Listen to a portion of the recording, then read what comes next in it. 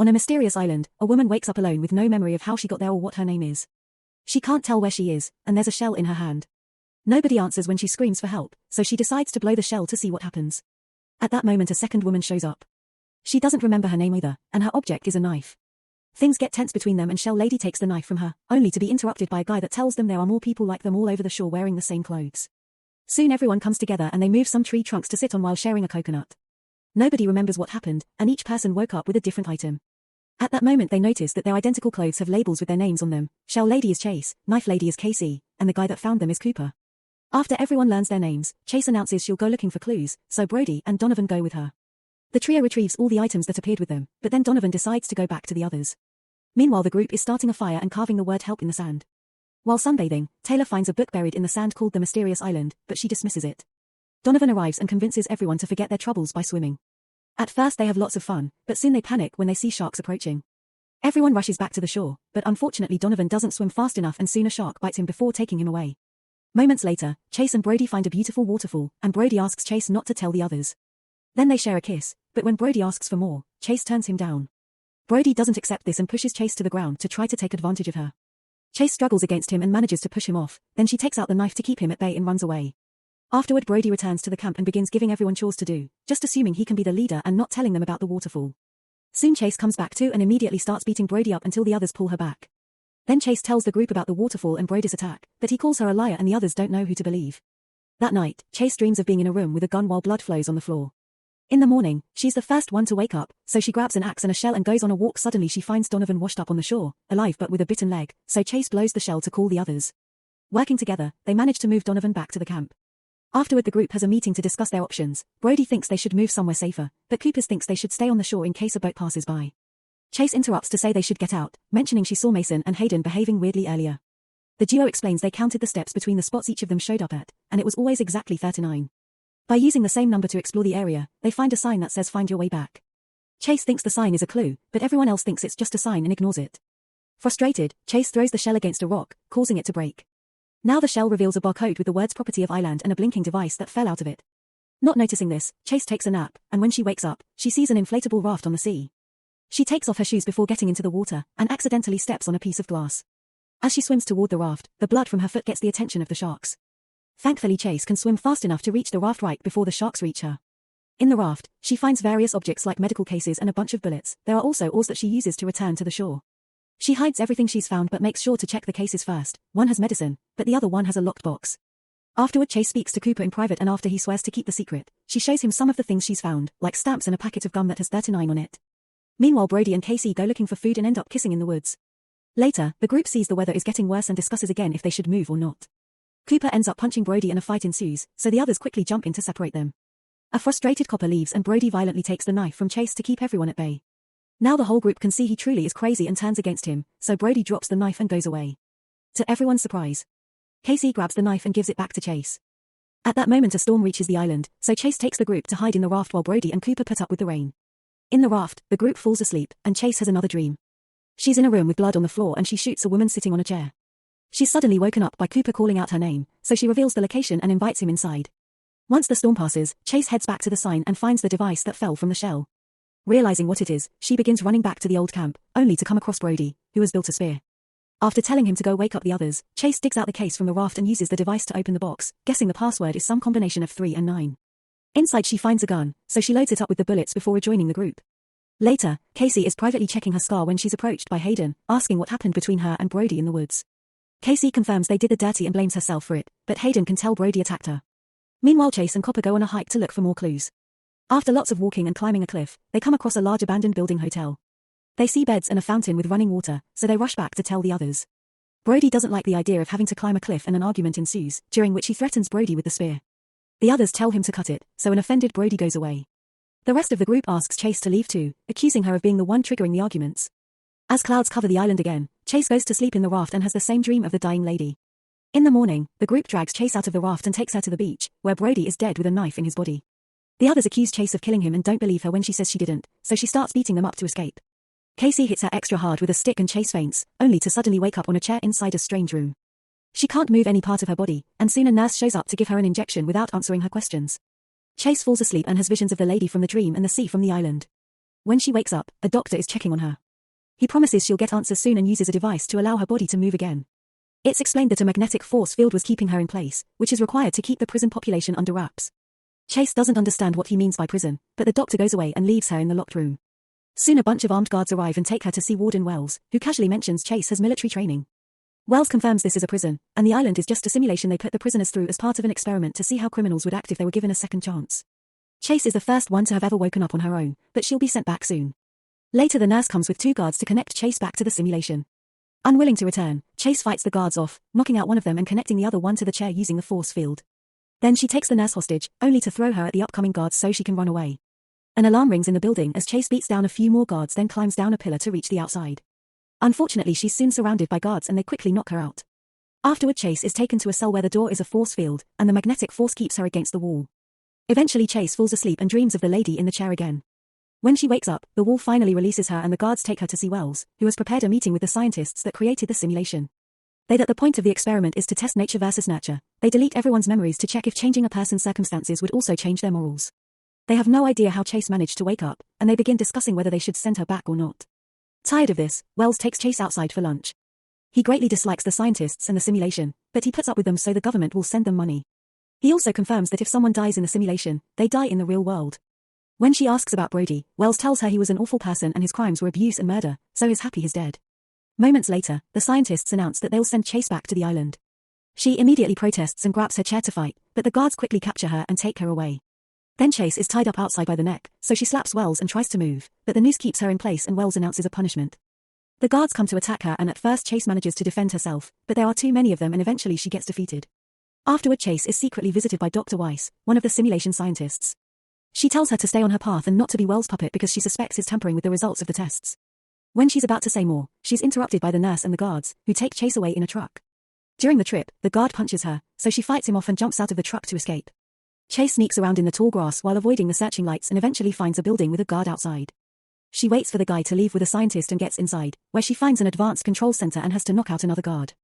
Then she steals a white coat and moves around with her head down until she discovers the disturbing main room. All the other criminals from the island are floating in tanks while wearing strange suits. Suddenly she's surrounded by Wells and his men, who hold her down as the nurse gives her an injection.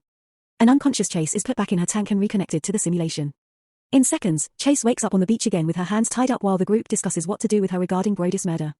She remembers everything about the prison and tells the others, but no one believes her and they refuse to untie her. However, Chase's words cause Hayden to have a vision of her in a car with a guy, who she kisses before stabbing him multiple times, then she crosses him off a kill list. Afterward Chase tries running away so the group goes after her and tackles her to the ground. While they're struggling on the sand, they're suddenly interrupted by 2 new people called Bonnie and Clyde. The more Clyde speaks, the more he sounds like Wells, so Chase thinks the Warrens sent them to manipulate them. When nobody listens to her warnings, she makes an observation: the duo doesn't seem bothered by the body on the beach. Now exposed, Bonnie and Clyde threaten everyone with their weapons and make them drop anything they can use to defend themselves. Then they ask about the boxes from the raft, revealing they know about the gun. While Clyde argues with Chase, he suddenly stabs Hayden in the stomach, explaining she was killed Brody for what he did to Casey. That's why she was arrested. She killed a bunch of abusers as some kind of vigilante. Clyde confirms the prison is real and they all signed waivers to agree to the rules, which include getting killed if they did any killing. He and Bonnie only appear when the rules must be enforced. They also reveal that the memory wipes have been reversed, so soon everyone's mind will be flooded with images. Then Clyde frees Chase and tells her to leave. She rushes to find the boxes she hid and retrieves the gun, which makes her have the vision of her shooting the lady and she thinks that must have been her crime. Afterward Chase takes the medicine box to the group and leaves with the gun. Bonnie and Clyde scold the group for spending the past few days doing nothing and tell them there's a village on the other side of the island, so they should head there. After reminding them they'll always be watching them and that leaving the island is forbidden, Bonnie and Clyde go away. The group buries Hayden and Brody and discusses what to do. Casey, Cooper, and Moses decide to look for the village, but the others prefer to stay at their camp. A few hours later, the trio finds a bunch of huts while Bonnie and Clyde smile from afar as they say let the games begin. Soon the prisoners start receiving their memories back. Mason sees himself shooting people at a mall with blood on his face. Casey is in her car having a mental breakdown near the sea while a storm rages outside, and Blair sees herself as a nurse in a hospital telling the doctor that the patient filed a do not resuscitate. The doctor didn't have such a note on the patient's file so he couldn't help the patients that were in pain because they weren't in an euthanasia state. Refusing to let her patients suffer, Blair tampered with the patient's fours, killing lots of people before she was caught. At that moment, Blair sees Taylor dragging the raft into the water to try to escape so she rushes to stop her as she reminds her of Bonnie and Clyde's warnings. Taylor just pushes her away and keeps going, so Blair runs to tell the others. Unfortunately they arrive too late and Taylor escapes in the raft. At the same time Moses is getting his memories back too. He used to be a rebel and with the help of a friend, he put a bomb inside an empty building as an act of protest. However they were wrong and the building did have people in it, which ended up dead. Moses and his friend were both arrested for murder. Casey also continues to see her memories. She was married to Rick and they had 2 kids together, but Rick was physically and verbally abusive towards her. Since Rick wouldn't get a job, Casey worked at a bar where she met Jordan, who she fell in love with. They started to see each other in secret very often, but one day Casey was disappointed to discover Jordan left town. Later she asked Rick for a divorce, mentioning the affair and letting him know that any man was better than him. Furious, Rick pushed her head into the sink, keeping her underwater for a few seconds before aggressively announcing she wouldn't see her sons again. This caused her to have a mental breakdown, during which she sedated her sons and put them in the back of the car before driving into the sea. The kids died but she managed to get out, so she went home and self-deleted in front of Rick, who quickly saved her. On the beach, Casey has a breakdown as she remembers her dead sons and starts seeing hallucinations of her kids in the car, so Moses tries his best to comfort her and shares his own story. Then they agree that to survive, they'll have to find Chase. As they walk, Casey is too afraid of going near the water because of her traumatic memories, so Moses provides her comfort to help her enjoy swimming again. While Donovan chats with Blair and jokingly asks her to marry him, he also goes through his memories. He used to work in an office and was obsessed with a coworker who kept turning him down. Eventually she told HR about his harassment, so one afternoon she cornered her in the bathroom and killed her while blaming her for leading him on. Blair and Donovan's conversation is interrupted by a sudden shot. It's Mason, who has found a flare gun and says he was just testing it. In the woods, Cooper is searching the area and suddenly overhears Bonnie and Clyde talking. Apparently they're planning to do something against the rules and mention some kind of boss. Meanwhile Chase makes it back to the abandoned hotel and in a room, she finds the lady from her visions, whose face is quite damaged. The lady suddenly appears by Chase's side and grabs her by the neck, telling her she's killed her own mother. As the lady laughs, Chase reminds herself this isn't real and her mother disappears. Then Chase approaches a chair and finds a key for room 39, so she heads there and begins searching every nook and cranny. Behind a painting she finds an envelope full of photos and a title for a house that she suddenly gets a vision of. The photos are of her and her mother, the house, and to her shock, one of her hugging Cooper. At that moment she hears a noise outside and bumps into Cooper, so she uses the chance to show him the pictures. Then they both admit that they remember being happy as a couple. In the meantime, Taylor shipwrecks and gets hurt, but at least she reaches another island. As the raft floats away, Taylor searches the area and finds a skull that has the property of island text. At that moment she's hit by her memories. It turns out she and her boyfriend tried to rob a bank. Afterward she eats some fruit and takes a nap. When she wakes up, she finds her hand wrapped in bandages and a bowl next to a plank that says chicken soup, so she drinks it all.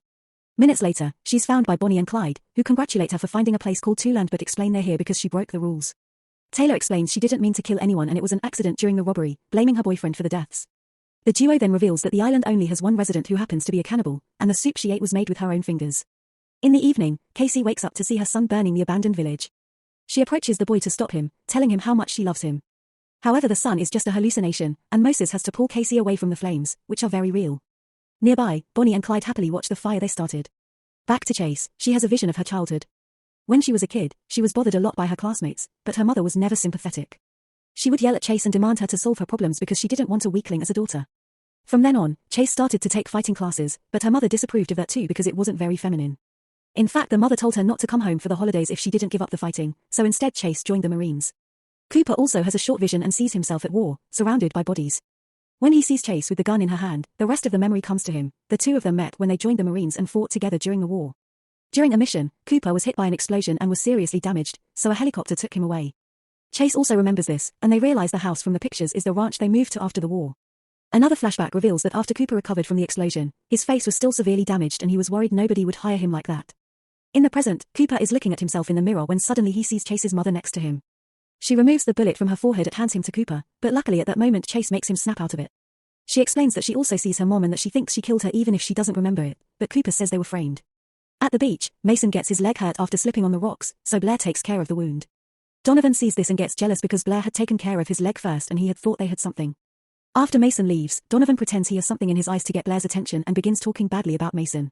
Suddenly he tells Blair that he loves her, but Blair turns him down. Meanwhile Mason has another flashback. After killing all those people at the mall, he could hear the police coming for him, so he took a gun and tried to self-delete. However, he couldn't do it and he got arrested. At that moment Blair approaches him and asks him to never leave her alone with Donovan because he's dangerously obsessed. In the woods, Bonnie and Clyde see Casey and Moses bonding and decide to let them be because they'll probably attack each other soon. Clyde opens a screen on his arm to search for different victims, revealing he has access to all the cameras on the island as people in the control room do. This causes two technicians to notice something is wrong.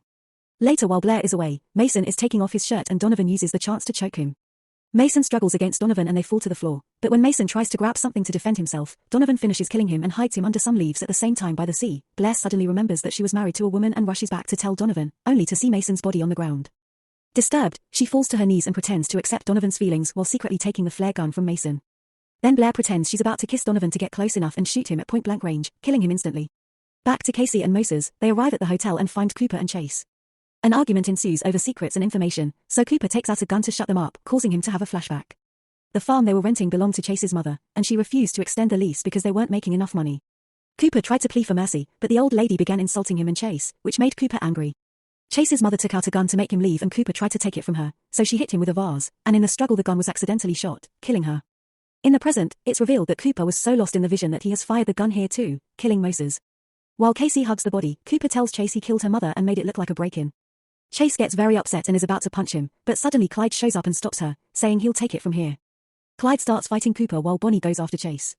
All four of them are great fighters, so lots of hits are exchanged as they move all around the room and climb on the furniture. When Clyde is about to stab Cooper, Chase hits him first to stop him. Clyde retaliates with his machete, but Chase dodges it and the blade kills Bonnie instead. Then Chase stabs her with a spear, making her disappear from the simulation. Cooper attacks Clyde with an axe at the same time Chase turns the spear on him, but Clyde uses it to stab her before disappearing too. The spear also disappears, but Chase is still bleeding, so she leaves the building to die alone. When she finds the sea she passes out, only to wake up in the prison again. Dr. Weiss welcomes her and explains they brought her back right before dying because thanks to Cooper's confession, she's been exonerated of her crimes and she's off death row. She also says that Bonnie and Clyde were marshals who went rogue and were removed for interfering with the results of the game.